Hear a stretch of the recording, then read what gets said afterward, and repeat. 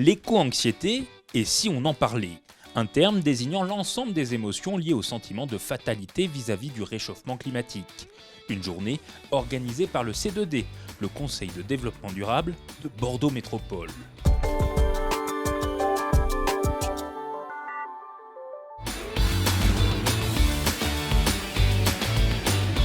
Le C2D, Conseil de développement durable de Bordeaux Métropole, a proposé aux jeunes un rendez-vous autour de l'éco-anxiété dans un but bien précis. C'est toujours un peu la fonction du conseil de développement, c'est aussi de mettre à l'agenda, de faire émerger des sujets qui ne sont pas forcément complètement clos, complètement compris, complètement identifiés, et de voir comment on peut en tenir compte dans les compétences, dans les actions de Bordeaux Métropole. Une cinquantaine de personnes a participé à cet événement, ce qui permet de se rendre compte que l'éco-anxiété est bel et bien présente chez certains. Je suis éco-anxieuse, ça me pose des soucis dans ma vie à la fois professionnelle et personnelle. Je me sens un peu désemparée face à tout ça, je ne sais pas quoi faire, mais c'est compliqué quoi. D'autres essayent d'être plus optimistes. Notre but, c'est de trouver du sens à ce qu'on va faire, d'être plus respectueux de l'environnement, mais aussi prendre soin de soi et prendre soin des autres, parce qu'en fait, tout est lié. Pour discuter de ce sujet, des animations participatives et créatives, comme ce stand-up. Non, nous ne voulons pas prendre l'avion pollue.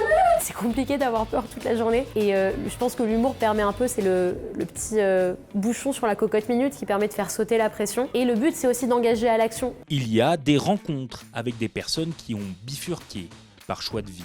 Pauline était guide conférencière, désormais elle anime une association de quartier au Grand Parc à Bordeaux et a fondé un café-cantine.